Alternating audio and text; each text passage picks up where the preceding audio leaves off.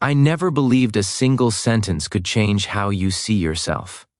I definitely never thought kindness could feel like a quiet hand on your shoulder, steadying you when the world feels loud.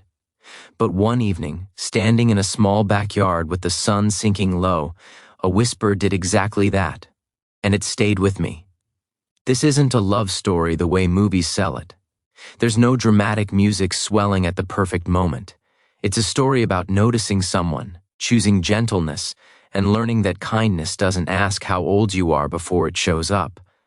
Before we begin, if stories about real emotions, everyday moments, and the power of kindness speak to you, make sure to subscribe to your channel name. Like this video if it moves you, and leave a comment sharing a moment when kindness changed something for you. Now, let me tell you how it all started.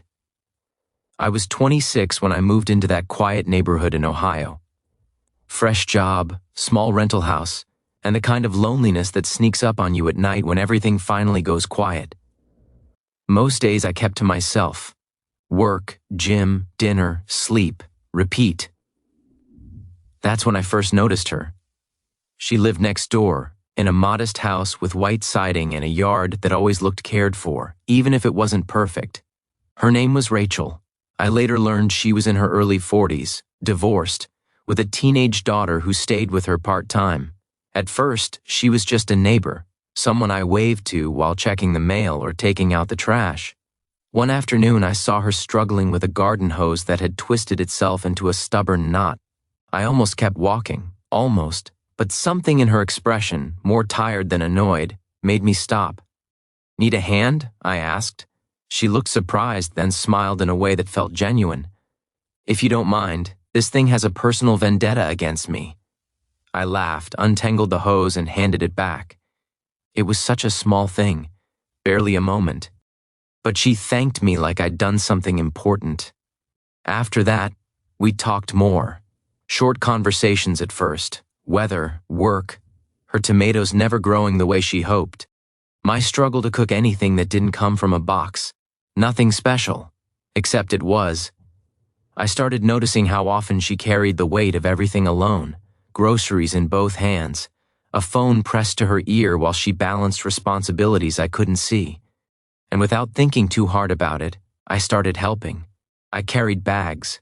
I shoveled her driveway after a surprise snowfall. Once, when her car wouldn't start, I drove her to work without a second thought. Every time, she'd say thank you, sometimes with a soft laugh, sometimes with eyes that looked a little too relieved.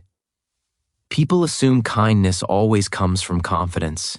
The truth is, mine came from feeling invisible. Helping her made me feel useful, seen. One evening in late summer, I was watering my lawn when she stepped into her yard, holding her own hose, clearly frustrated again. "Looks like it's winning," I said, nodding at the tangled mess. She sighed. "Some days everything feels heavier than it should." I took the hose from her hands and fixed it without a word. When I looked up, she was watching me, not the way someone watches a task being done, but the way someone watches a person. "You're always so kind," she said quietly. I shrugged. "It's easy." She shook her head. "It's not. Not anymore." That stuck with me. Over time, our conversations grew longer. She told me about her marriage ending, how she'd lost herself trying to be everything for everyone. I told her about feeling behind in life, like I was racing some invisible clock and losing. One night, we sat on her back steps, the air thick with the smell of cut grass and summer heat. Her daughter was with her father that weekend, and the house was unusually quiet. "I sometimes feel old," she admitted, staring out into the dark yard. "Not in years, in energy, in hope." I didn't know what to say, so I did the only thing I could. "You don't seem old to me," I said. "You seem tired and strong." She let out a breath, like she'd been holding it for years. That was the night everything shifted. Not because we crossed a line, not because something dramatic happened, but because she leaned closer and whispered, almost embarrassed, "When you're around, you make me forget my age." She said it like it was a confession. I froze. My first thought wasn't excitement. It was doubt. I thought I was too young for her, too inexperienced, too temporary. I don't want to make things complicated, I said carefully. She smiled, soft and understanding. Neither do I. I just wanted you to know. After that, we didn't rush anything. Kindness doesn't rush. It waits. It listens. We kept showing up for each other in small ways. I helped her paint a room she'd been putting off for years. She cooked me real meals and sent me home with leftovers. When work stress got the better of me, she reminded me to breathe. When life overwhelmed her, I reminded her she didn't have to carry it all alone. People noticed. Some judged, others made jokes. Age became a number everyone else seemed obsessed with. But kindness doesn't care about numbers. One day, I caught her crying in her car. No explanation, no warning. I didn't ask questions.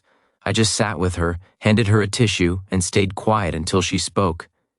"Thank you for not trying to fix me," she said. That's when I understood something important. Kindness isn't about grand gestures. It's about presence, about letting someone be human without feeling like a burden. Months passed. Our bond deepened, not because of romance, but because of respect. We chose patience. We chose honesty. We chose kindness, even when it would have been easier to walk away. Eventually, we did fall in love. Slowly, carefully, like people who knew how fragile trust could be. And every once in a while, when we're sitting in that same backyard, she'll squeeze my hand and smile. "You still make me forget my age," she'll say. I always reply the same way. "You remind me that kindness never gets old. If this story leaves you with anything, let it be this. Kindness doesn't ask for permission. It doesn't check your age, your past, or your fears. It simply shows up. And sometimes, that's all someone needs to feel alive again. So be kind. Carry the groceries. Untangle the hose. Sit quietly with someone who's hurting. You never know whose life you might change or how deeply it might change your own."